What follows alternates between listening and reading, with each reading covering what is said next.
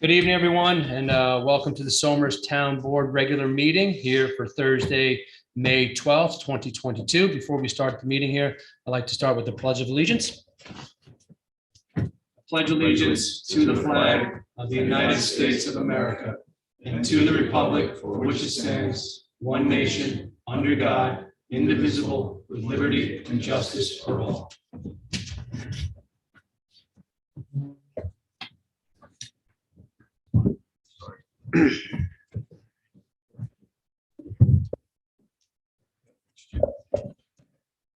Patty, can we please start with roll call?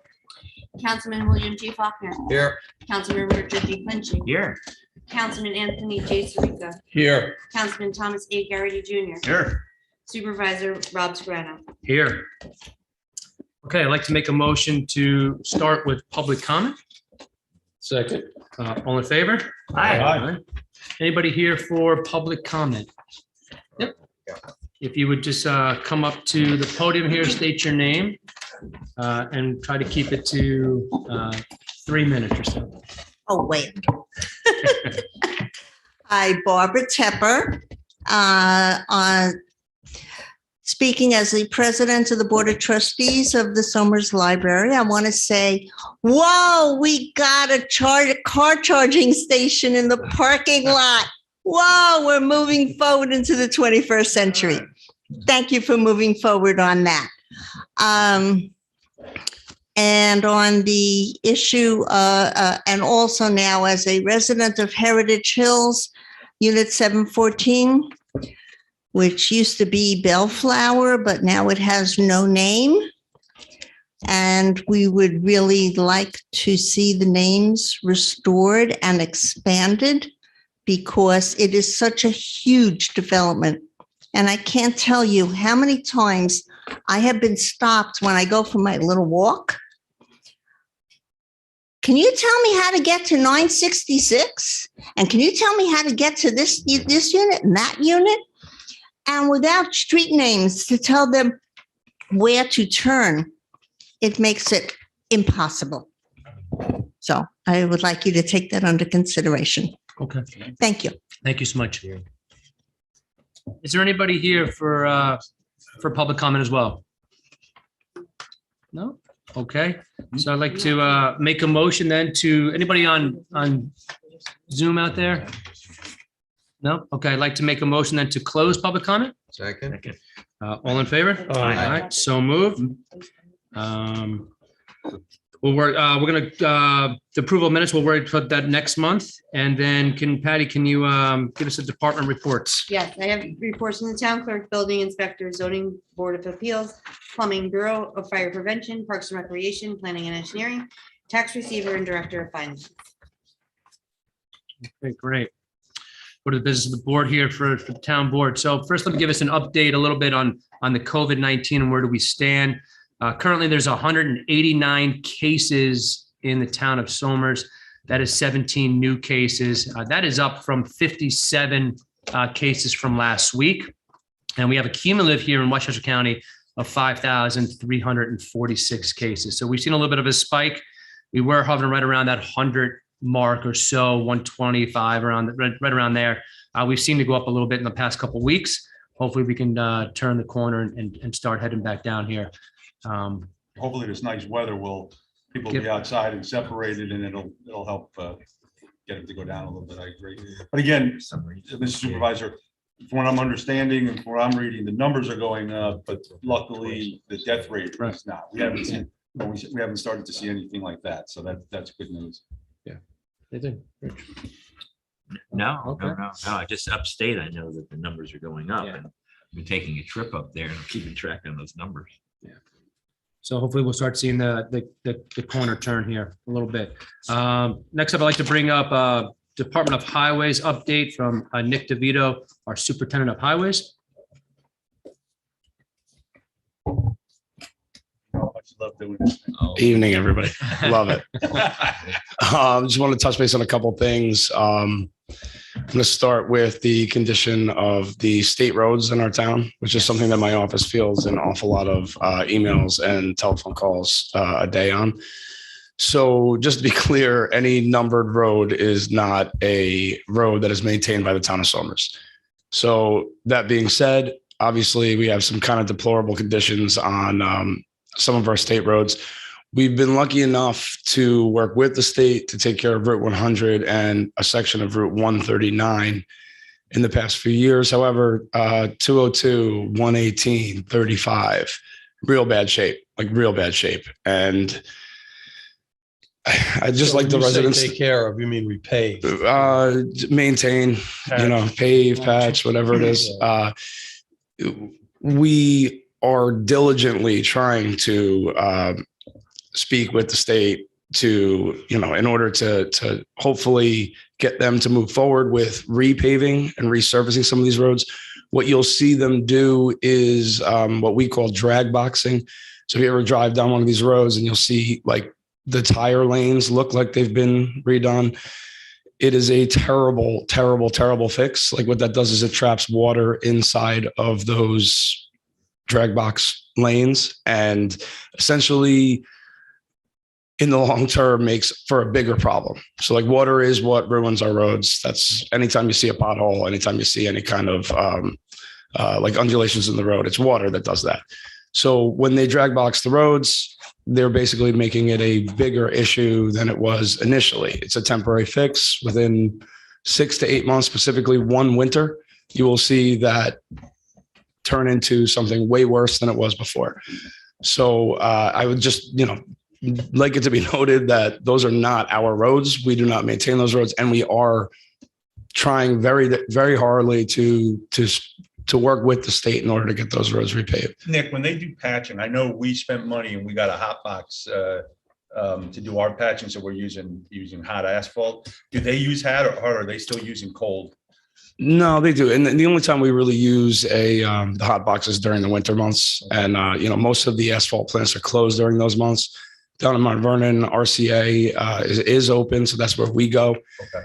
But we use that for patching potholes. They do as well. It's just, it's a little bit different scenario. It's when you're looking to patch a pothole, it's one thing. When you're looking to patch 1.5 miles of road, it's another thing. So yeah, the hot box, they do use, I've seen the state out with the hot boxes, and they do attempt to use hot asphalt during the winter to patch those roads. It obviously has not been effective That enough. strip by Lincoln Hall is terrible over there. They were out in the past 2 days. The state has been out patching 202 between Brick Hill Road and Lake Road. So they have been out attempting. Again, what they're doing is they're kind of putting a Band-Aid on something that needs stitches.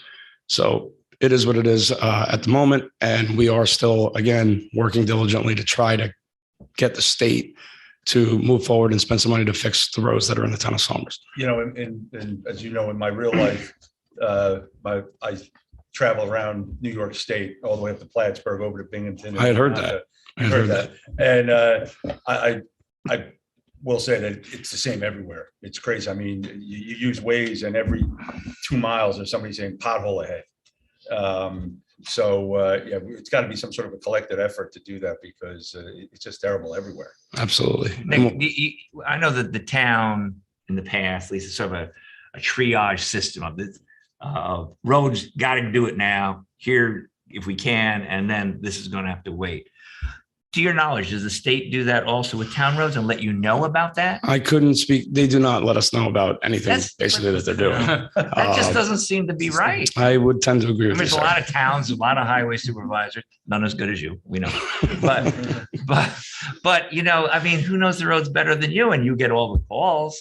As Rick used to say, we're not somebody's public relations firm here trying to smooth, I have a generic email set up on my that I respond with all the time, which is unfortunate, but it is. So you don't know what their plan is for any of these, which one? Because the governor has touted in the budget. I mean, I think it's $1 billion or more, in this rebuild New York, which everyone agrees, as Tom said, throughout the state. The roads are not what they need to do. And, people get flat tires. I think someone, got 2 flat tires just going through a pothole. But there's no system of saying this is when it's going to get done. We generally find out. So these projects go out to bid.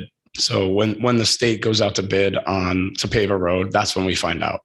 So we'll know a year ahead of time, I would say. And I have yet to see anything go out to bid on 202 or Route 118 Really? or Route 35. Now, I know in the past, a suggestion that I've had, and it makes sense on the face of it. I'm told it makes no sense if you go down, which is you plow the state roads and you get reimbursed. What if we repair the state roads and they reimburse us? I've been told, no. It's an interesting, I mean, it doesn't make sense, but from a financial standpoint for the town, it would never make sense. But again, when we plow the roads for the state, we are reimbursed by the state for plowing the roads. Right. So we receive a number, we take care of it. And part of that, I and this was started by my predecessor, Tom Chavarini. I think that's a great idea because again, I feel phone calls on people that would tell me, oh, I just saw your truck go by on Route 100 and the plow wasn't down. Why wasn't the plow down? Well, it's not a state road. So we do take care of the state roads when it comes to the winter, but there's an agreement there. Yeah. So if I was to put my guys on the road, let's say Route 100 tomorrow, and one of my guys was to be unfortunately injured in some sort of an accident, we're not covered. His family's not covered. There is a huge liability involved with the town taking on state matters. It works to a degree for the winter. It would definitely not work from a financial standpoint. They contract out to have the work done. Sure. Well, they contract out the paving, but The paving, that's what I'm saying. Yeah. Well, if the town did and then reimburse, it just seems like whatever they're doing doesn't work, and there's always a limit to money, no doubt about it. Absolutely. It just, whatever's being done. If you guys are willing to give me like 20 more guys and like another like $5 or $6 million a year, I'll happily take care of those roads. That's the next meeting. Okay. Next meeting. Okay.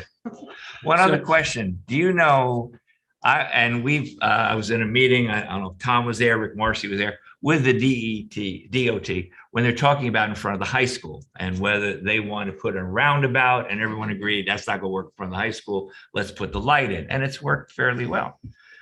At the same time, we said, how about down at Whitehall Corners? Maybe that's the place for round. There's just, it's Crash Corner. I live on, as you know, 139. When I hear the ambulance go by, I go, they're going down to Whitehall. You have any knowledge? Have they ever engaged you in any conversation about that? Because years ago, they said they were gonna. I have not spoken with the state DOT on any. My father was involved in an accident. I think they ended up calling it a 9-vehicle accident because the Lions Club car that was out in front ended up getting hit too. My father was involved in that accident. I've never once heard from the state DOT about changing that intersection. Would it help if we wrote a letter again to these guys and say, hey, this is our expectation? I would think so. I mean, again, nothing can hurt. It can't hurt. Maybe just just write a letter to the DOT, kind of putting these on about the roads. We've made phone calls. We've tried getting some time frame from when these roads are going to be completed. And like Nick was saying it before, both offices have gone unresponsive. So, well, I also talked to Senator Harkin about Whitehall, and I said, at the very least, can you just get them to do a study, which is what they told us when we were at the high school years ago? Well, we'd have to do a study on it. Well, okay. Could you study it and tell us what it find out? So I know he said they would. So we got moving with the speed of an iceberg here. It's definitely a problem area there. Whitehall Corners for sure. Yeah. Nick, is there anything else that you want to mention tonight? I would love to go over our paving, and I just would like to kind of clarify some stuff as far as the financials on our paving. So this year, the town board and our finance department was, in my opinion, smart enough to go when we were going through quarantine. Money was very cheap, and our town was able to bond a significant amount of money for paving. So as of this year, I have 2 years, this year and 2023, to spend, I believe, a little bit over $2 million as far as paving goes. The asphalt prices, due to petroleum prices and gasoline prices, have gone kind of through the roof. So we're up about 20%, which is a significant number, higher than we were last year. At the same time, the state has passed a law regarding essentially what it comes down to is union contractors who have always bid our work. they cannot compete with the private contractors. And the reason is when our private contractors, they have to pay prevailing wage, they only have to pay prevailing wage when the truck is hooked up to the paver. So that winds up being about 25 minutes a day. So the private contractors have always been able to significantly undercut our union, the union contractors when we go out to bid. As of January 1st, 2023, that no longer exists. So they've taken that law off they put a new law on the books. No longer can a private contractor just pay prevailing wage while the truck is hooked up to the paver. They owe that driver 8 hours a day. So on top of the 20% that we're going to go up this year, just based off of gasoline and petroleum prices, we're going to go up another 25% next year. So the town's money that we have bonded, I'm going to try to use it all this year because trust me, it's an election year next year for me. I would love to do a lot more next year. But this is not, it's not. Initially, my thoughts were on the gas prices. I'm like, who knows? Maybe it comes down. Maybe we split it this year, next year. I don't know. I don't have a crystal ball, so I couldn't tell you that. I do know that the law that's going to go into effect in 2023 will drive our prices up 25%. So we are going to go full bore this year. We are going to probably do 2 paving cycles, one in June. And to the residents that want to know, yes, Brick Hill Road is getting paved, and yes, Warren Street is getting paved. Those are 2 main thoroughfares for us that are in pretty bad shape. I can tell you that Warren Street will be done in June. Brick Hill, there's again, going back to my predecessor, a guy that I listened to for a lot of advice because he saw these roads for 30 years. There's a lot of work to be done on Brick Hill Road before we're ready. So I think the second paving cycle will probably be October. But in order to be prudent with the town's finances, we're going to try to do a lot this year. And unfortunately, in my election year, probably not as much, but that's okay. We got to do what's right this year. So you're going to see probably double the amount of roads paved this year that we have in the past. And that's basically based off of the current economic climate. So Nick, you're saying that because of this law change in 2023, labor costs would go up like 25% or so. We are about $100 a ton laid in place paving right now by contract with the private contractors and our union contractors that bid somewhere between 125 and 135. Yeah. So we're looking at probably a $30 a ton increase. And for the mathematicians out there, we pave about 10,000 tons a year. So the good news is that we had some lower financing costs. The bad news is asphalt costs more, and we're going to have higher labor costs because of some regulatory changes that were made at the state level. Yes, but we are in pretty good shape based off the town's prudent decision to bond that money when the time was right. All right. And Nick, when was the last time 202 was repaved? 202, which they tend to do it in sections. And I couldn't give you an answer. That long ago. Yep. I don't remember. Nick, anything else? I just want to say from all of us, man, great job this winter. You and your crew did an unbelievable job keeping the road safe for everybody here, especially if that was a week stretch, a week and a half stretch where we got dumped a couple of times in some ice. And you and your crew were out there, all hours of the night, well into the morning. We've had some major conversations, through that, especially when I first came on, and just your guidance and your work ethic and your team's work ethic, man. I just want to say thank you to all those guys, and I appreciate your hard work. So thank you so much, man. Good job, Nick. I'm going to go a bit further just because I know Nick doesn't like this, so I like doing it. So I get to work with Nick we've been lucky. We had Tommy Cheverini, who was arguably one of the best highway guys you can get. And not arguably. And we went right over to Nick, and Nick is one of those guys that in a storm, not even just a snowstorm, but when we have major wind storms and all that, he's out there in the front lines guiding his crew. He's got a great relationship with the local utility companies. They're never at a loss to give him a crew because they know Nick's going to use him to the best of his ability. But, Nick, we haven't had any loss of service, and you do a fantastic job. And again, not just during the snow. I know everybody sees the snow, and that's but during the weather events, he's out there with his crew cutting trees, helping us with to secure lines and all those other things. And you do a great job. Just the small ball, the irrigation and all that stuff. He does that also. He's stretching the budget as far as he can. But I get to work with him outside of this job, in my normal job during the day also. And I work with a lot of different highway superintendents, and Nick is one of the best out there. And he always picks up the phone, and he's always willing to help you when you need it. So you're doing a phenomenal job. Thank you. That's longer than the 5 minutes I told you. Yeah, So, My wife's waiting. I'm going. I'm voting for you, Nick. I appreciate it. Thank you, sir. No matter when the paving's done, I'm going to do it. Thanks, Nick. You got it. Thanks, Nick. Have a good one. Also, congratulations on a 14-1 season with lacrosse in boys JV. Good job. I know. I don't want to say that. So next up, I'd like to bring up Grace Zimmerman from the Somers Historical Society. She's going to talk a little bit about the National Preservation Month. Hey, Grace. Hi there. Thank you. I'll keep it very short. Why should I look at you? Well, I'm looking at Patty. I'm keeping it very short. And I'll keep it very obviously, short. Devito doesn't follow And I the did, instructions. can you hear me? This is like in my face. That's funny. Grace knows who actually runs the town by looking at Patty. I did. I have a PowerPoint, but I will email you the PowerPoint for the sake of brevity, and maybe there's a way we can put on the town website. Sounds good. But I'm here this evening representing Somers Historical Society, as well as Somers Town historian Doris Jane Smith, in support of the resolution you're considering tonight, recognizing May as National Preservation Month in Somers. In doing so, the town of Somers will be joining communities across the country in raising public awareness and support for the social and economic benefits of historic preservation as part of a program begun by the National Trust for Historic Preservation in 1973. It's natural and fitting that Somers join this initiative.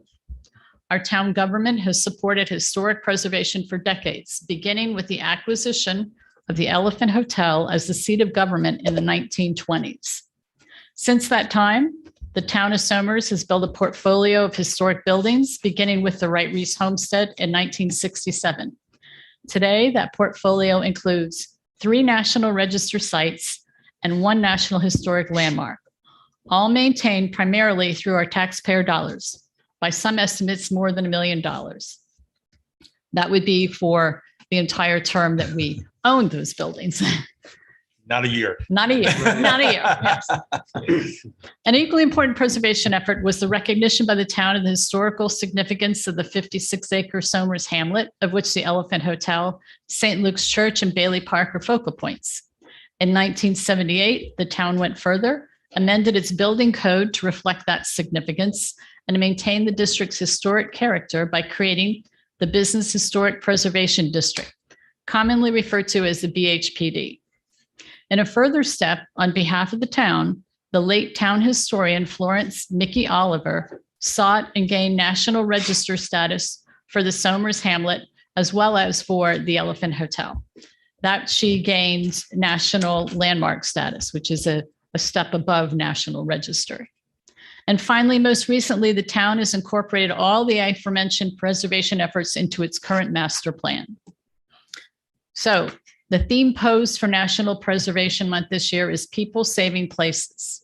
In that spirit, Doris and I like to recognize the countless citizens through the years, through actions or words, who've advocated for preservation of our town's historic resources.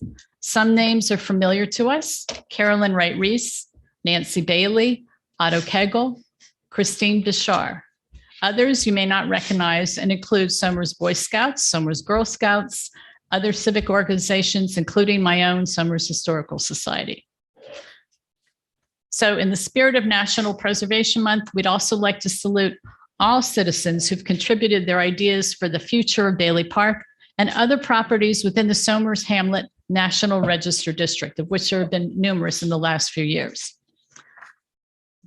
That's my conclusion. I want to thank you very much, and happy Preservation Month. And thank you for recognizing this important event, because the town really should be very proud.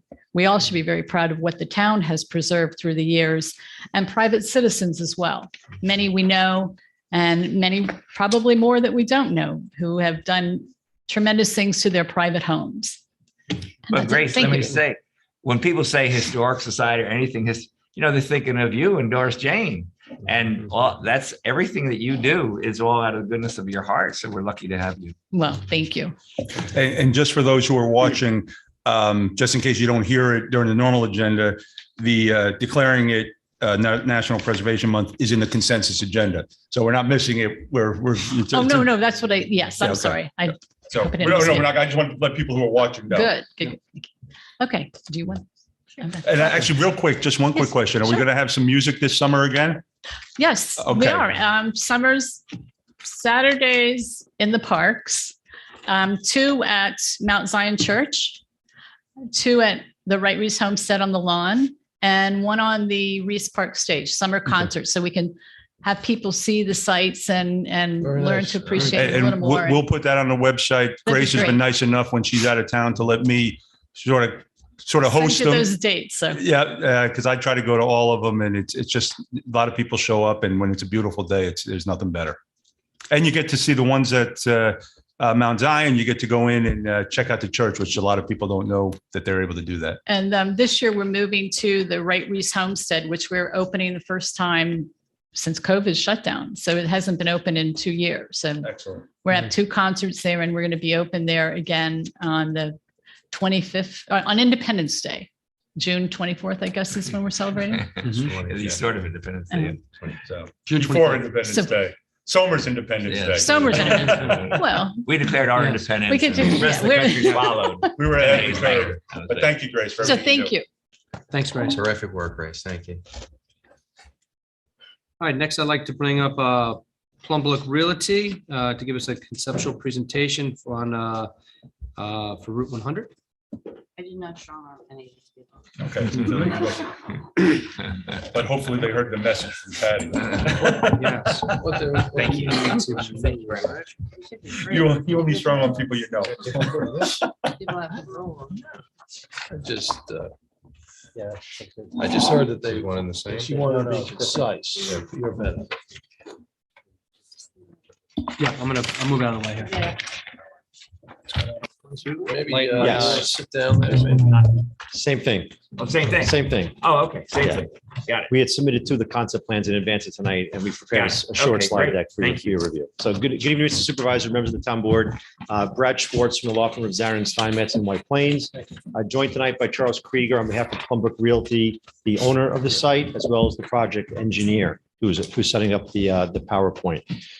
We're here tonight to present the concept plan for a senior living project off of Route 100 immediately next to the Paramount. This project is intended to provide a housing option for seniors to age in place in the town near their family and friends. There is no formal application or petition pending before the board. Just wanted to clarify that right up front. We're here tonight, again, just for a concept presentation. Our client made a similar presentation to the planning board back in December. I know our client met with the supervisor a few months ago. We want to come back to the full board to present our idea and gain some initial feedback from all of you. And frankly, hopefully get your board's support for this use at this site. And if we were to receive that positive feedback, the next step would be to discuss and consult with your town attorney and town planner as to how this use would fit within the town zoning. It's not allowed as of right in the R80 district. So we could potentially take advantage of one of the special permits that's allowed in the R80. But we might need some zoning relief from your board. That's why we're here tonight to present this idea and get some feedback from you all. So I'll turn it to Greg to walk you through the deck that looks like you're already flipping through. Thank you. Good evening, and I apologize, it's not any brighter than that. As Brad said, I think we've got a very exciting project. We've done quite a bit of assisted living and memory care and some of these independent living facilities, senior living type facilities that are really starting to become much more popular in our communities. And what these are meant to be is developments which basically allow you to age gracefully in place and still have a very active lifestyle.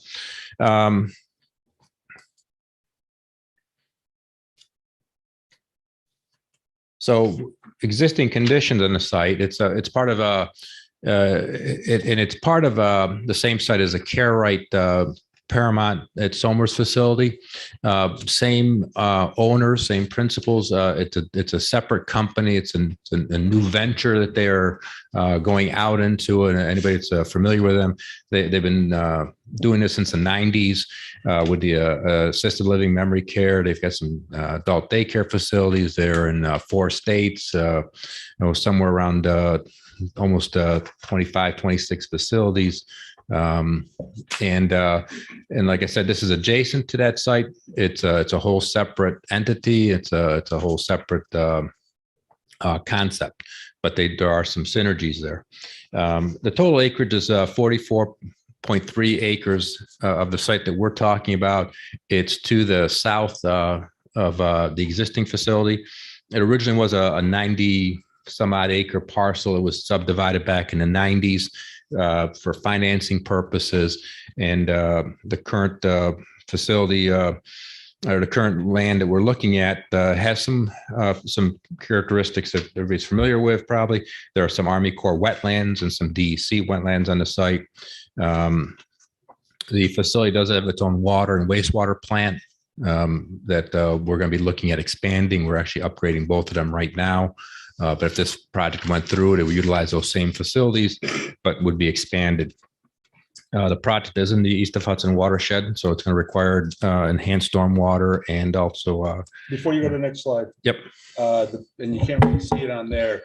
When the picture I'm looking at has, sort of a dotted line in the middle of it. When you say 44.3 acres, is that both of the parcels combined that I'm looking at, or is that just the parcel that cut out? Oh, okay. Yeah, just a parcel to the south, and again, it basically is a parcel that looks kind of like this, like a little hatchet.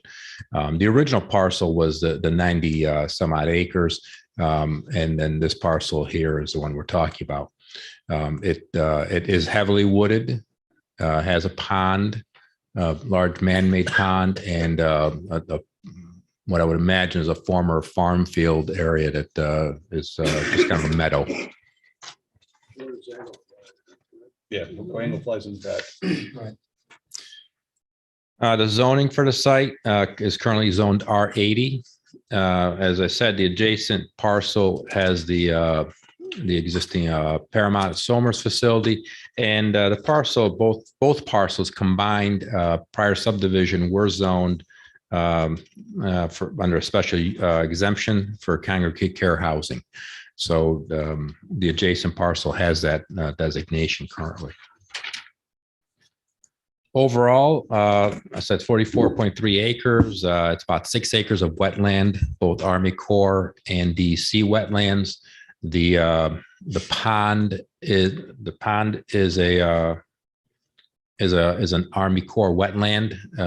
So just the water is the wetland portion. There is a stream going down a ravine between the 2 parcels. That's an Army Corps wetland. And there's a stream that comes from the north down, and that's through the Paramount property, and that's an Army Corps wetland. The DC wetland is to the south of the pond area. Larger piece is just off the property. So that's a DC wetland. It's going to require a little different treatment relative to buffer areas. The project is avoiding those wetlands. We don't anticipate any wetland disturbance. We will not be impacting any steep slopes. There are some on the site, but those are going to be left in their current state. And we're going to we would maintain all the screening along Route 100. It is a fairly nice screening with some tall trees there, so we're not going to impact those at all. And then behind those, the concept plan would look at adding berm and evergreen type trees for more year-round buffering. As I said before, the water and sewer system would be shared with the Paramount, and those would be expanded. The concept, as we're proposing it, is it's 196 senior rental units. These are not for sale. You basically come in, you maybe sell your house, and you rent these units. There's 150 apartments combination of 1 and 2 bedroom apartments. Right now, the program is approximately 121 bedroom and 32 bedroom apartments. And those apartments would be that H-shaped building. Yep. In the upper right corner of the site. If you don't mind. Yep. That's the rental building concept, 3 stories, 150 units.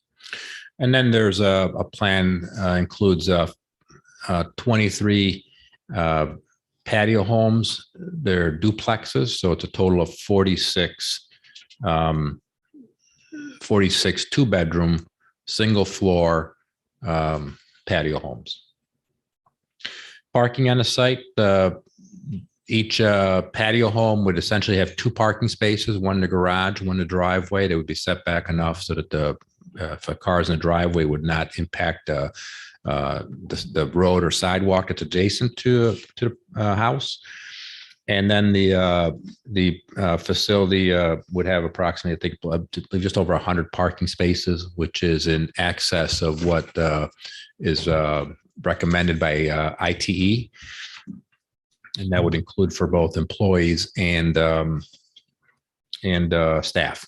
Those duplex or townhomes, whatever Yep. you want to call them, those are for sale. Nope.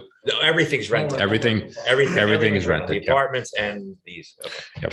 Again, they just downsize by selling their home to coming and renting. Yeah, we heard that one. Yeah, yeah, it's a lot of them. Yeah. And those are the facility basically includes all maintenance. So every bit of exterior maintenance, whether it's to the building, to the lawns, to the driveways, sidewalks, your porch fixture breaks. It's the facility comes over and repairs it. There's none of there's nothing there to maintain. And that includes inside the houses and of course the apartments. The traffic generation numbers are, as you can imagine, extremely low. Peak hour AM is 23 trips for the entire facility, and peak PM is 41, and that's right out of ITE numbers. Those are peak hour of Route 100. So the peak hour for development actually is shifted slightly, but the difference is not anything significant. It's another 3 trips an hour.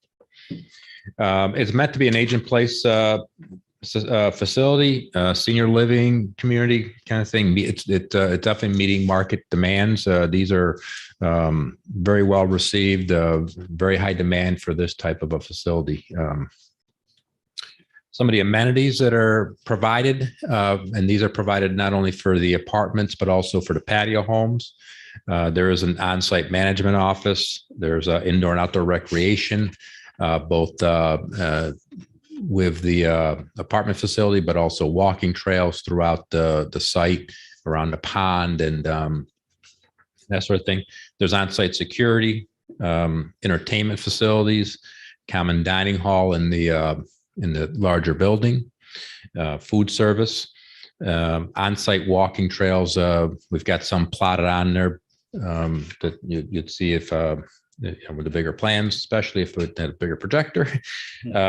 Transportation services. So if somebody needs a ride down to a shopping center, medical offices, that sort of thing, there is transportation services provided by the facility. On-site exercise facility, laundry service, housekeeping. I said before, ample on-site parking, and also there would be an event space in the larger facility. Typically, those are things like they may have traveling shows. I've got a friend of mine that does plays, and this group do plays. They come to these types of facilities. Also, let's say you've got a birthday party, a family gathering, or something like that. You could utilize that room for those types of things. Some of the site design features, fully interconnected. Oh, geez, thank you. Sidewalks connecting the patio homes and the main building. So there's plenty of walking and safe walking facilities. Trails, as I said, throughout the development, also around the pond area. There's currently some trails there. Those will be upgraded a little bit. A lot of waterside passive features. So both we're envisioning right adjacent to the back of the apartments and also around the pond towards the Paramount. And then, the plan also provides for preservation of all the undisturbed areas. So there's about 30 plus acres of the 44 that will not be disturbed and left in their natural state. Any questions? Yeah. Excellent. Back to our seats. Anybody mind if I go first? Go right ahead. So a couple of things. One, what is the age limit that you're talking about? You're saying senior rental units, but what's the minimum age?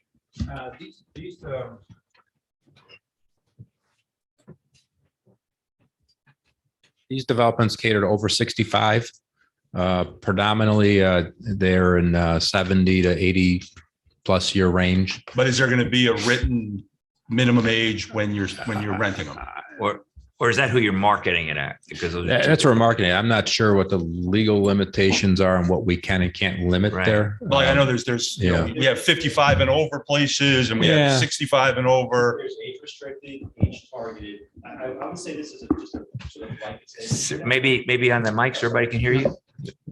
So I'm certainly familiar with age restricted, age targeted. As a general blanket statement, I don't think we're married to any specific development concept yet. So I think part of us being here tonight is to hear that kind of feedback from the town. And I certainly understand where your question is going. So if there's a certain age restriction, age limit that the board or the town would be interested in seeing, we're open to that, right? So again, we're not coming in with this is set in stone. We're here tonight to hear that kind of feedback, and we're able to, adjust our program to what the town would like to see. And again, this is just me speaking. I just got a couple things. No, good. And I know you're not there yet as far as what the rental rates will be, because we have been hearing, we have some places in town that are rentals like this, not necessarily age restricted. But what we've been hearing lately is that the rental rates have been very, very high to the point where, people stay there and then they've been moving out.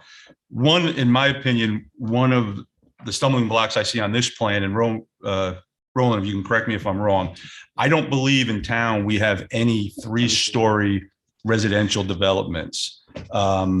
We've had everybody ask for them, and we've always said no. Some people will cite the Muse or Avalon, but the way I understand it, Roland, correct me if I'm wrong, the bottom level is built more than 50% below grade. So that's not counting as a level. This, I'm assuming, is not built into grade. So this board has never approved a 3-story building in town. I think just the tradition is that this is the tallest building in town. So that's sort of what we've used over the years. And that might be the case, but we've had, right now there's a slew of people wanting to build in Somers, and we as a board have to look at each one individually and see, it's just been open season on development. Yeah. And we've had multiple developers come to us and say, we'd like to build 3 stories, and to a T, we've said no. We've said 2 is the max. I'm 1 out of 5. I would stick to that. Just because that's what we've done with everybody else. Again, I don't know what it would look like from, even if you have high pine trees, if you have a 3-story building, I don't know what it would look like, but living here as long as I have, I'm not looking to get a 3-story building anywhere, residential building. Understood. Approximately how far is it off of 100? The larger building is probably close to 400 feet. No, but the ones that are closest, The single floor duplexes, Yeah. those are probably about 100. about 100 feet. Yeah, maybe a little bit. I'd say about 100. I don't have the plan right in front of me to measure it, but Okay. and then those are again are very low single story, and I'm going to say those are probably 75 to 100 feet away from the edge of pavement. Okay, now the parking over to the right, I'm assuming most of that parking is for the senior living apartment facilities. When you go into the development, is there street parking there, or is there garage and driveway parking? How does the parking work there? So like if I live in the very end one, I'm not parking over here and walking that way. I'm assuming there's parking there. You could park on the road, but they're designed so that in these facilities, they have a garage. Okay. So you've got a parking spot there. A one-car garage with a driveway. Correct. And the drive, and that would be set back enough so that the driveway is able to park a car without infringing on either the road or the sidewalk, or, you know what I'm saying? Right. The roads are, I mean, obviously these are very low traveled roads. They're typical width, 22 feet. They can easily handle on-street parking once in a great while. If you've got Yeah, no, I'm not worried about that. I just wanted to confirm that was the case. You're not having somebody park way over here and walk all the way. Because I'm sure that is not that well traveled. I mean, 100 is very well traveled. That parking lot there is meant for employees and staff and residents. There, like I said, there is beyond what ITE would recommend as a minimum.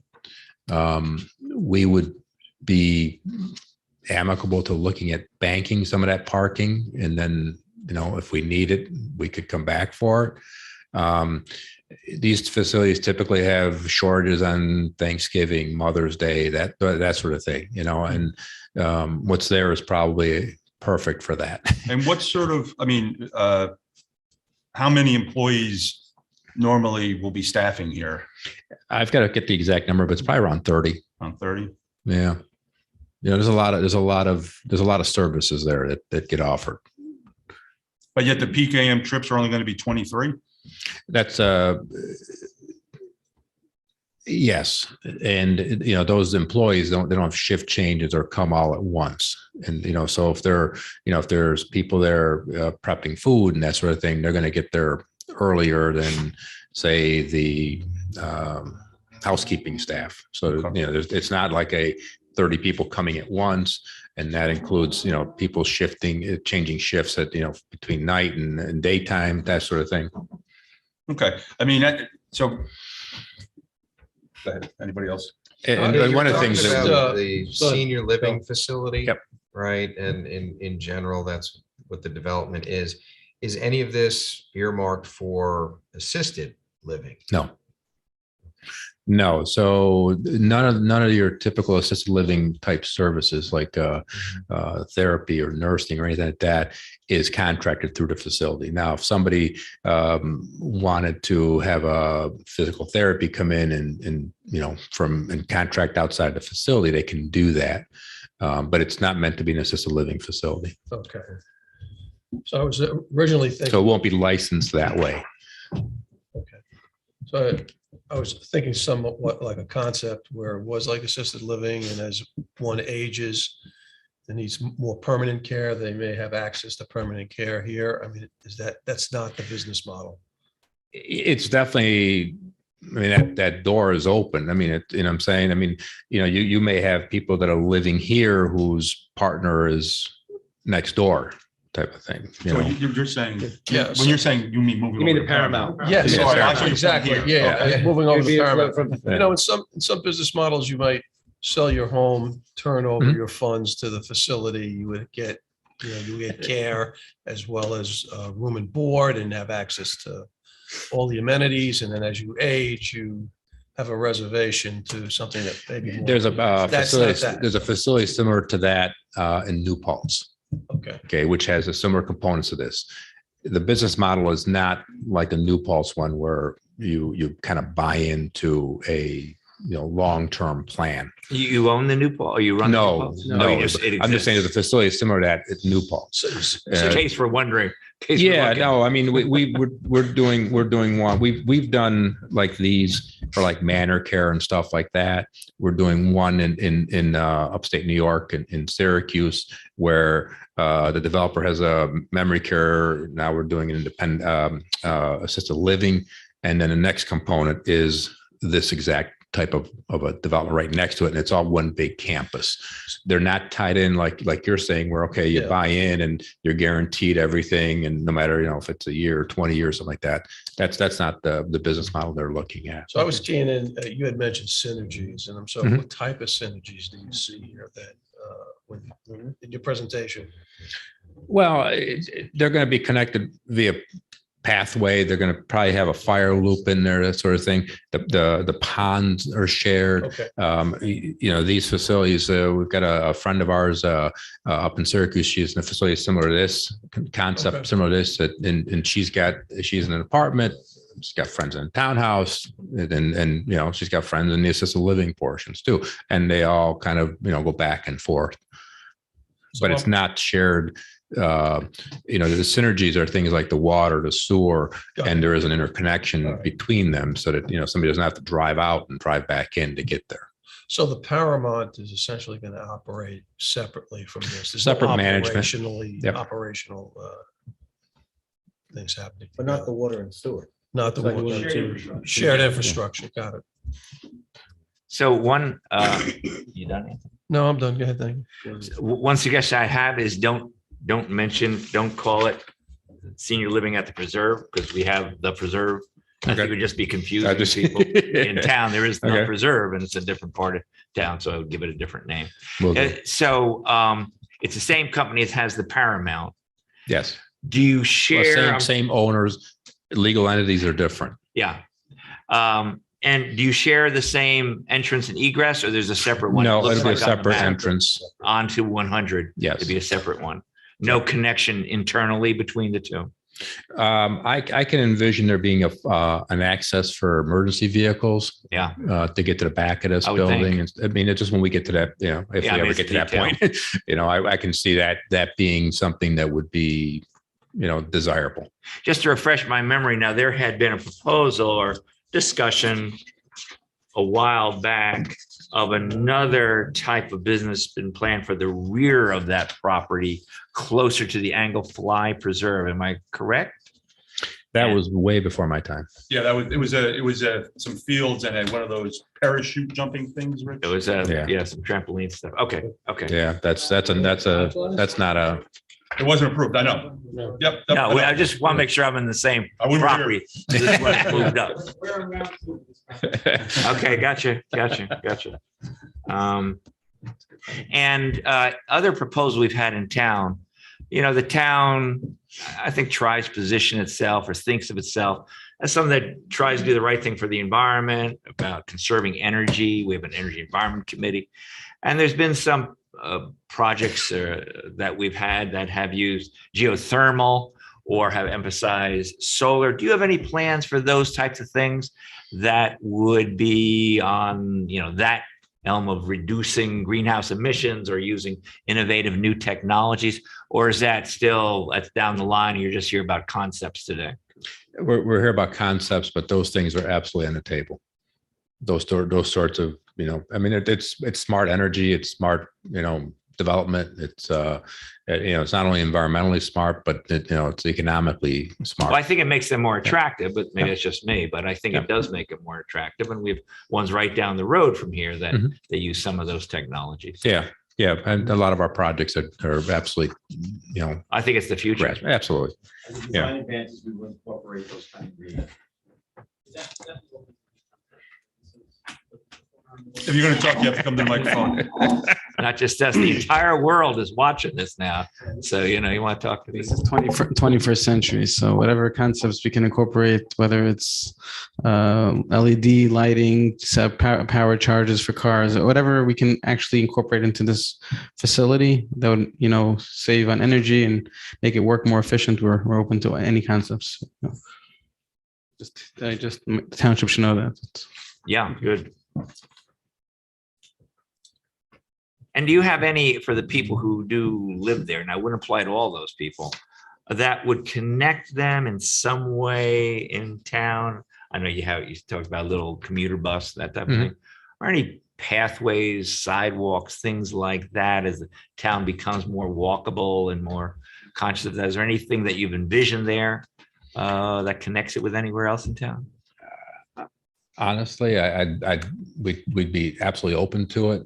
It's quite a walk or quite a bike ride or something. Right. You know what I'm saying? So we would look forward to opportunities for that. And that because of its positioning to the Angle Fly Preserve, there are many environmentalists in town who will I think, well, you might remember, maybe you don't, there's discussion of turtles that went back and forth. And that was one of the things that seemed to be a negative with that earlier proposal. I'm sure given the closest to that pond, there will be things that I certainly don't know about, but other people will, but that's for another day. Yeah, I think the sensitivity is there as you can look, at the plan. If you can tell we grouped everything, we limited to, the areas that we don't see as being sensitive. We're not cutting into steep slopes. We're taking out as few wooded areas as possible. We're not, building right up onto the pond. I mean, it's up to a feature that we want to keep. And the nature of the site where it's wooded, it's you're looking out that hill it's a great view. I mean, if you've got that pond and that hill and you're in, as your view, it's pretty nice. Or if you can, take and walk around those areas and enjoy the nature of it, it's very nice. So, we get to those design elements of lighting and that sort of thing. It's absolutely going to be respectful of any of those features. Hey, just out of curiosity, one last question. Sure. Looking up at the Paramount, there is that great sleigh riding hill, right in front. So what is that? What is in that land? Is that where your water is or your septic? Is that for anything that land other than it's beautiful? I don't know if that was utilized for septic at one point in time. Before you got your system put in. Yeah, I don't know. I mean? The water is up on the hill. So there's a series of wells. Some are up on the hill, some are lower down by the wetland area, and there's water tanks up on the hill where water gets stored. Those wells are sufficient capacity, I think. We may need to upgrade the storage, that sort of thing. There's enough water we can pump. It's just a matter of storing enough of it to meet those peak demands. So I don't see, the limits of disturbance that we show on here is pretty confident that that's going to be, the most we're going to have to disturb. So you're saying sleigh riding, there's a chance. I'm all for it. It is a great hill. There's a chance. That's just what the Paramount wants, somebody breaking their legs, so they ride down the hill. Just saying. 1 in a million. Anybody else? I mean, I would just say, made our comments. Be prepared because we have a lot of stuff in front of us and we are very deliberate in our actions. Nothing is happening quickly. We have to look at a whole bunch, we're going to be looking for things. Now, the tax structure on this rolling, obviously it's rental. So it's there's no other tax option. Right. One of the things that we will ask down the road is a community benefit. And, senior housing is not, from our standpoint, necessarily a community benefit. That's what you were going to come back with. We got lots.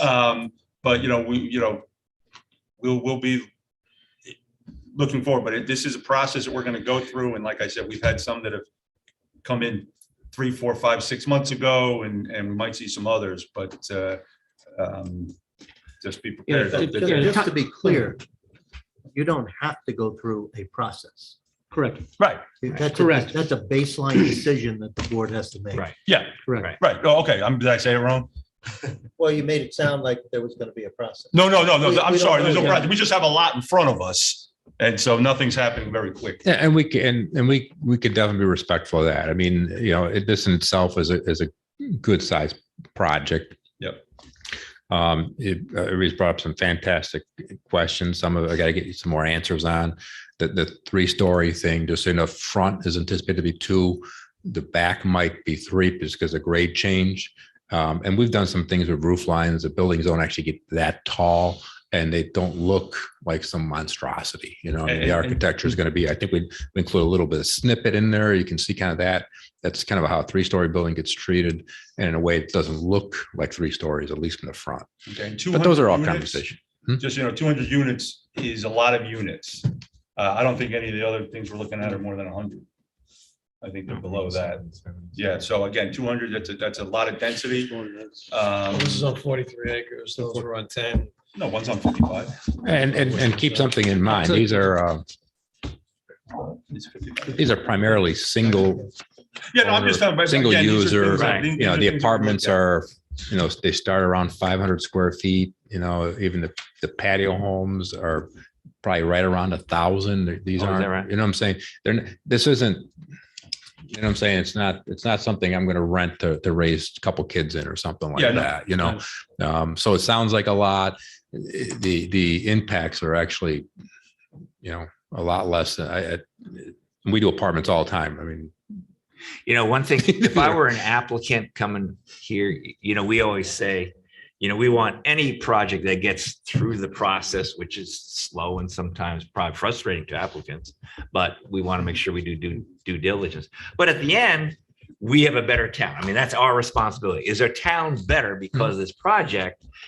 We want you to be successful, of course. If you're not successful, it's not good. Yep. But I would always think, if I were the applicant coming, here's how I can make your town better. So if you have any creative ideas, we'll appreciate it. yeah, we've been learning a lot about your town. I'll just have to keep learning, and maybe I can make some suggestions, and we're always open to, you know, if there's something that, you know, we can do to, you know, We to could improve think our of a lot of community, it's things, fine. you You know, know. I'm not paving. How much I'm money you not got? paving like 10 miles of streets though. But if you have any other questions, all right, thank you. Yep. So I just wanted to sort of wrap up, I guess, right? And just clarify. So I totally appreciate Roland's comment about, right, you don't have to accept the rezoning petition if you don't want to. And frankly, we still have to get to a point to confirm that we would need zoning relief from your board. I think we need some discussions with Roland and Dave about that. I also heard that if we do submit, you know, it's not going to be expedited. It's going to take a little bit, but I just what I'm not hearing is, guys, you're out of your mind, is that there's a wrong use for this site. So I heard the feedback, density, the 2 stories, the public benefit. So I've heard all the comments. I think what we would like to do is go back, absorb all that, make some changes to the layout, to the program elements as well, meet with staff, and then if we need zoning relief, we'll come back and start a formal zoning petition with your board. And if we can keep it out of your board and just planning board, then we would go that route. But I guess that's what I'm hearing, but I just want to kind of confirm that that's the feedback we should take away from this evening. No, no, That's what no. I think what we're going to do is we're going to talk together as a collectively as a board, Okay. and see the direction that we want to go in. We kind of have an understanding of what you're looking to do and what you're looking to accomplish. I think now, like to Rich's point, it's our job to make sure it's in the best interest of the town. Right. We're going to weigh it all out, right? You probably have some questions for us. Feel free to send them over. We'll probably have some questions for you. As far as the next step in this, right? I don't know what the next step is going to be. Okay. First of all, we have to talk about it collectively as a board before we're going to make that next step. Okay. And then once we do that, and once we kind of formalize something on our end, then we'll let you know. We'll hear back from you through Roland. Correct. Yeah, like the supervisor was saying, you know, this is the first time that we've heard anything about this. And so just based on our comments now, I wouldn't take anything away from it. You know, we need to assimilate it. We've talked about it for 20 minutes. It's a big project. And that's fair. That's why I wanted to clarify. Yeah, Sorry to interrupt you. Keep going. No, but that's what I'm saying. So, you know, we all need to sort of look at it and think about it and drive around and see what it looks like. But, you know, we've seen it for 20 minutes. I don't think anybody here is prepared to say, yes, we're interested in it. No, we're not. It's more, Okay. we need to study it more. But I would go as far as, just to explain our challenges. right? To what, I'm sorry? To explain our challenges. We've had multiple builders and developers come before the town. And what they want is density in similar type of projects. In zoning that's R80 or R40. I don't know how to implement that in the context of our master plan. Why you and not them, and we have, we're trying to figure out what's in front of us and what would make sense for the town. So I've heard you. I gotta think about it, but I don't have the last, we don't have the playing field in front of us yet. No. And I'm saying the playing field that's developing is not within our master plan in terms of the way we originally, as it has been conceived. So that adds just another challenge. Right. But thank you for your time tonight. Thank you for putting us on the agenda and hearing us. No problem. Thank Look you forward for to hearing coming. back. Thank you, guys. Great. And Roland has all your contact information in case there are other questions, and the supervisor too. Yep. Right. Roland's on the spot. Okay. Yep. Oh, I have it. Thanks, Roland. Good night, Guys, thank you. Next, I'm going to bring up Best Plumbing. Lifting a Jonas, sitting Property use patiently. restriction, Jonas Weiner. Yes, sir. Hey, Jonas, how are you? Hello, everybody. It's been a while. Yeah, It's been a while. Just dropped in for tonight or? Yeah. I was wondering what's going on in this. hadn't seen the inside of the townhouse. I want to see if we changed the pictures. Yeah, I like the seating arrangements. How's the bathrooms looking? Good. All right. All of our friends same. came tonight. The same. As you remember. So you're familiar with what we're looking to do? Yeah. We've passed around everything. Any questions? So Jonas, I've been here since it started, way back when. Yeah. Obviously the restrictions were put in for a reason, or Absolutely. so, as I've told everybody, what I'd like to do is, again, at least have the option to hear from the neighbors to see if things have changed. It's fine. And, I don't know if have a public hearing or. These restrictions are in your zoning. It was a, Special exception use. Either way. You'd have to have a you'd public have to hearing. have a public hearing. So that's where I'm at. You might have neighbors now who are like, hey, it's no problem. But I know originally when we did it many years ago, 2004. 2004. Was it 2004? That's when we bought the property. 2006, we opened. No, so you came to before us in like Yeah. 2007 or 8 because Richard and I were on the Oh, board. that was Oh. after. Yeah. We came back for a change. Yeah, you came back. Yeah, that was a Saturday. and- Something like that. Yeah. Yeah. Which we never executed. So Jonas, from your perspective, what's changed? I understand the COVID thing. and- The trees have gotten bigger, and we're looking for is the ability to put some items that are inside the building, outside the building. They're inert objects, steel, cast iron pipe. Mhm. And it's in an area where there's absolutely no visibility for, I think it's about 800 feet and loads of trees and everything. We gave you an aerial view and with some directional on it. So there's no visibility from our neighbors. Of course, when we first took over the property, we significantly invested in the screening. That was very wisely done, and we've maintained that over the years.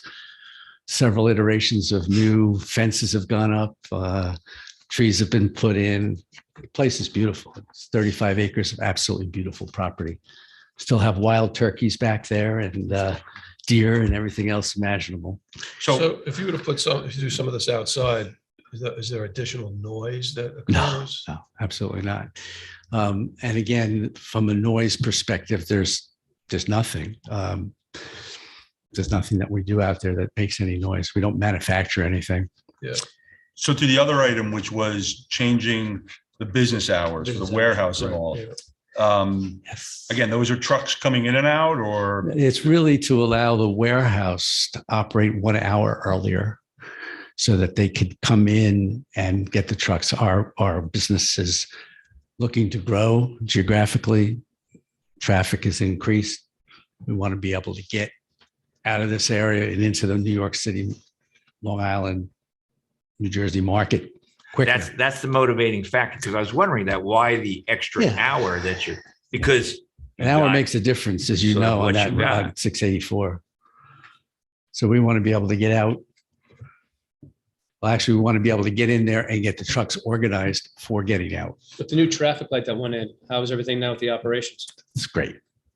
I mean, we didn't have a problem, and I'm sure the school had no problem as well. It was I believe it was a 20-minute or 25-minute curfew on us being able to leave the property with our trucks. It was never an issue. when the school was. having the Yeah, buses it was come in. never an issue. And then with the traffic light, it only just makes it somewhat silly to have that restriction there. Yeah, and again, so I'd be more interested in just hearing from the neighbors, just to get, It's fine. to give them their. Absolutely. Well, the last time you were here, you had spoken to them, Yes. beforehand. Some of us, myself included, went down, actually knocked on the door, say, so what are you thinking? Have you, in connection with what Tom said, are they aware of this and have they responded? No, we didn't ask them Okay. because again, it's what we're doing is it has no bearing on their change. It's no change for them. They wouldn't see anything they haven't seen before, and they won't see anything in the But future. They're I changing thought that, some of the so that's Saturday hours, aren't they changing them? Well, we never opened on Saturday. We honestly don't plan to open on Saturday. But we were looking, it was kind of encumbered, the restrictions encumbered us for the use of the property and just good business. We wanted to relook at things that didn't make any practical sense. We had no intent to open the showroom on Saturday there because we have the Yorktown store. But in the future, we may. So we got that restriction. You're looking for 3,200 square foot, right, pad? Yeah, it's 40 by 80? It's 80 by, actually probably be 47 by 80. 47 by concrete 80, pad, yeah. And that doesn't, I mean, again, I agree with you. I think I recall one of the issues, and Rich, correct me if I'm wrong. I recall one of the issues was just the trucks coming up and down the driveway. We're very concerned about that. That was a big thing. Again, the pad that you're talking about, I think is going to be out of sight and nobody's. That's the big thing that we're looking for, is to be able, that the square footage in the warehouse is much more valuable than to put pipe. Right. in Well, there. and so what I'm saying is that Seems that doable. item of it Seems doable. is something that I could see. And I don't see a neighbor complaining, saying, hey, unless you're going to have forklifts out there and things like that beeping and making noise. The bigger thing I remember is that, it's just unfortunate. Your driveway goes up sort of in the backyard of a bunch of houses on the next street over. And that's what I remember the complaint. And again, this is 10 years ago. Yeah. That's what I remember the complaint being. So I don't know if they would say anything. So You're pretty secluded back there. It's very they are, secluded. except for the street right Except for next the to street it. right there. Yeah, those people there. Yeah. So that's, I think something like a pad out there probably is not a big deal. Now, if you look at where we're putting it, where the building's located and where the two houses, that there's nothing anywhere near it. Yeah, it's Whitlock. Thank you. I can remember the name of the It's street. these homes here that. Right. This is a So pretty big just so I parcel. understand, so a concrete pad of it's 3,760 feet, square The feet. trees are growing, it's right. And you're going to store things there. Yeah. So in other words, we put a hole in the side of the building. Yeah. And this outside the building, this is concrete pad. And the material that comes in off the trucks would go in or comes from the building or into the building, whatever, would be on that pad. We can't do it on a soft surface because of the weight of the pipe. How do you get it in now? How do we get? How do you get in and now? out now? We go through, it comes in on a tractor trailer through our warehouse and gets handled. And The so, tractor trailer doesn't go in the warehouse. It comes on pallets, yeah, right. move it around. And so this would, Be the same way, except we would store it outside. So when we went to get it for get the material for the contractor or load our trucks these are up, literally pipes, just pipe. pipes. Yeah. They So there's rust. no extra trips. You said you have the same tractor trailer coming in, Oh, yeah. just putting it in a absolutely. different Oh, yeah, spot. Absolutely. So again, I'm amenable to the cement platform. I'd want to look at the hours and the inflow and outflow of traffic and hear from the neighbors. Again, I think we're talking about. So once you do that, though, I mean, winter, summer, winter, it doesn't matter. You just keep all that inventory out there. Yeah. Oh, yeah. It's inert. It doesn't matter what the weather is. Yeah, I'd like to do that, Rob. Yeah. So I'd like to make a motion to schedule a public hearing on this for Best Plumbing at our next town board meeting, which will be on June 4th. You want to do it at a work session? No, we'll do it at a regular meeting. June 9th? Well, They do it at the you regular actually meeting. submitted an application to amend the special use permit? I'm No. not sure. I don't believe so. Oh, so we're You need looking an at the Need an application, application? you need an EAF. Okay, so then, Yeah, probably there's a required referral to the planning board. I would think. Yeah, I would think Okay. so. So too. public we'll hold hearing's it. premature. premature. So Jonas, why don't you get that information? Get the to It us? would be a pleasure. And then we'll schedule a public hearing.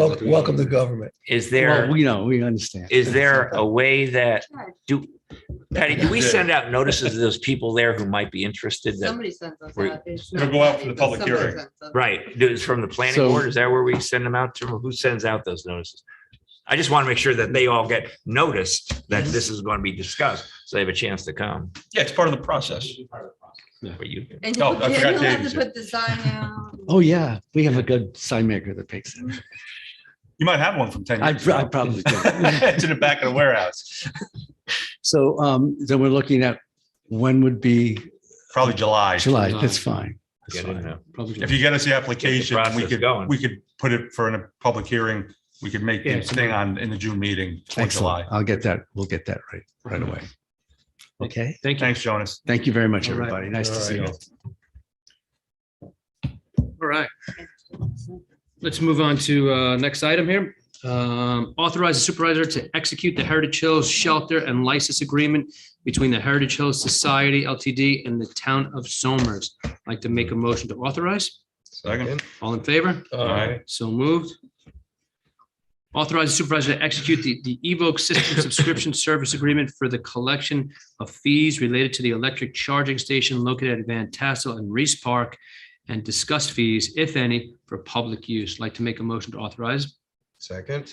All in Well, favor? what about are we discussing the fees or no? Well, I think that comes later. No, that we're going to discuss the fees. We're going to figure out what the fees are going to be. We're This not is just, doing that this is now. just, No. no, we're not going to, okay. So, I spoke Go to Bob just quickly. I mean, to put the stations in and buy this software through Evoke is going to cost $500 a station. That's like the software to run all this stuff. But I don't think, at this point, Bob doesn't want to get into a situation where he has to charge sales tax. So we're trying to figure out, he's pricing. trying to figure out a business model. Maybe you don't just it's a gratuitous charge. We don't know the activity and the amount. Is They New could- York State, do they have something where they reimburse towns? Because if you want to have electric vehicles, I mean, you got to have charging stations, right? So here's the thing. But- Here's the thing. But do we just give away the electricity or, and maybe New York State says, yeah, you should, and we reimburse you? Is there anything like that? Do we know? No, I don't think we fully understand all the business models. I think I would say, this though, like Tesla is part of their Yeah. proposition sales. They build charging stations Right. all over the place. And, General Motors and Ford are going to do similar things. Now, that's a third party. They come in, you give them the access, and then we're not part of that. I mean, that would be perfect for us. In this situation, it was a NYSERDA grant, right? We got 2 of these stations for, I think, I was told about $15,000. And so now we're there and now we have to hire Evoke. They're making the connections and they're going to run the software to sort of meter it all. But we haven't decided whether we're going to, charge people for this We're or going to get not. charged for electricity though. I don't know. Their town. We may, if we do, then we have to get into the sales tax business.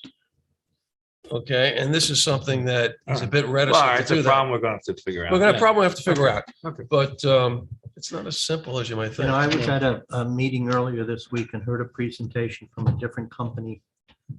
And what they're proposing is to have advertising on both sides of the charging station. Like modern gasoline pumps have screens. Video. Well, Screens, these yeah. would have screens too, and That's not the, right for every community, but that's how you get to not charging. that's the payphone model, The paper. Well, I guess right? so. Everybody never wanted it once they've got that payphone back in the day. Yeah. I mean, they wanted it for the advertising because it was on a corner somewhere and Right, they would post an ad. right. That's an interesting idea. They're pretty big screens, though. I don't know. It can't be right for every community. Yeah, I don't think so. So, I mean, Yeah. we want to implement this, so we might Yeah, as well go ahead. Yes, Yes. yes, we it's a do. motion to authorize supervisor to Yeah. execute the Evoke systems. Second. All in favor? Aye. So moved. Abstain. You're an electric guy. I'm gonna come to you Who guys to give nobody us- ever asks any questions outside of the meeting about anything. Well, you know what? Can we have the electric for free? I know, but So I can number, answer some of your questions that you're asking the 4 of you who don't know. All right. so number 8 here, award bid and You wanna authorize talk about it? supervisor to execute a contract to place carpet tiles in the main room and tea room of the Somers Library in the amount of $10,095 with a Cantor's carpet per memo dated May 9th, 2022 from Thomas J. Tuma, Building Inspector. Motion to award the bid. Second. All in favor? Aye. Go ahead. Just Go ahead. Yeah. one quick, there was an email today withdrawing something. Yeah, that's number 9. That's number 9. That's Okay. number 9. All right, good. So motion to award the bid. Second. Second. All in favor? Aye. So moved. Number 9, we're going to withdraw. Number 10 here, combined July 7th, 2022 work session and July 14th, 2022 regular meeting. We are going to make that July 21st. That meeting. Motion to Make that change. make that change. Second. All in favor? Aye. So moved. And then combined August 4th, 2022 work session and August 11th, 2022 regular meeting. We are actually going to combine those two to August 11th. I'd like to make a motion to make that change. Second. All in favor? Aye. So moved. Parks and Rec, there's no additional business. Financial, no additional business. Highway, no additional business as well. Personnel, there are some current vacancies. Affordable Housing Board, 1 2-year term ending 7/11/2022. The Assessment Board of Reviews, 1 5-year term ending 9/30/2023. Library Board of Trustees, a 1 5-year term ending 12/31/2025. Parks and Rec Board, a 2 3-year term ending 3/9/2025.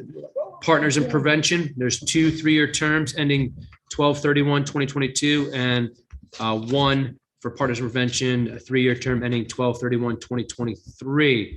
Upcoming vacancy terms expiring 2022, Affordable Housing Board, 2 2-year term ending 7/11/2022. But I think we may have someone for the Parks and Rec here. That's got something in today. Go on to number 3 here. Authorize the hiring of Mr. Donald Spinelli as part-time availability PTA chauffeur for the Somers Senior Adult Nutrition Department at an hourly rate of $17.50 per memo dated May 3rd, 2022 from Barbara Tabor, Senior and Nutrition Program Director, effective May 5th, 2022. Like to make a motion to authorize that hiring. Second. All in favor? Aye. So moved. Authorize the hiring of Farah Cleary for the position of full-time recreation leader in the Parks and Recreation Department effective May 20, 2022, with a delayed start date of June 6, 2022, in accordance with the CSEA contract appendix B at grade 4A, step 6, at an annual salary of $57,742, contingent upon the successful results of a physical, drug test, reference, background, and driver's license check per memo dated May 5th, 2022 from Steve Ralston, Superintendent of Parks and Recreation. Make a motion to authorize the hiring of Farah Cleary. Second. All in favor? Aye. So moved. Board to a 3-year term ending March 9th, 2025. Make a Second. motion. Second. Enthusiastic second. All right, all in favor? Aye. So moved. Nothing in planning and engineering. Police request permission to purchase a Vermac variable message board with radar model PCMS-548/HYDLE in the amount of $18,500 per memo dated May 4, 2022 from Brian Linkletter, Chief of Police, Somers Police Department. Make a motion to request the permission. Second. Second, all in favor? Aye. I assume So this moved. is One of those, yeah, keep people from speeding. correct. Slow down. Nice. Yeah, the more of those, I think, that we can afford, the better. I'd like to add something to the consensus agenda for number 8, building request for cobbling rock from Steve Warfel from Somers Historical Society. St. Luke's Church is still looking for medical supplies and T-shirts, socks for the Ukraine war victims in conjunction with Irina Portenka, the world-renowned pianist from Kiev and Ukraine. Again,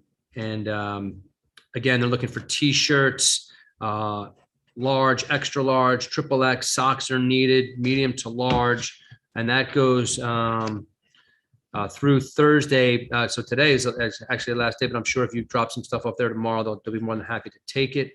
At St. Luke's Church, 331 Route 100. Now, it says now through Thursday, May 19th. Oh, through May 19th, sorry. Yeah, So not this today's- Thursday. Yeah, so sorry, from May 19th, I read that wrong. Good. So through next week. Good. Okay. Friends of Lassen Park Arboretum presents the 100-acre wood exhibit, Forest Friends, open on select days through Sunday, May 29th, 2022, and that's on Route 35 here in Somers, but that's the address is Route 35, Katona, New York. And then, sorry, that's Ladson Park, 2610 Amwalk Road, Route 35, Katona, New York. And then also hold the date for everybody. Town of Somers Independence Day celebration will take place on Saturday, June 25th at Reese Park. And our rain date is Sunday, June 26th. Have some great bands. Everything's coming in order. There's only one or two outstanding things left that we need to take care of, but we are almost completely done setting it up and looking forward to the celebration back at Reese Park. Here. Yep. I can add one, just so everybody knows. Tomorrow night is the Wizards game at Somers High School. There'll be 2 games this year. One at 5 p.m., one at 7:30 p.m. You can buy tickets online. You can buy them at the door. I will be the mean guy telling the little kids to stay off the court.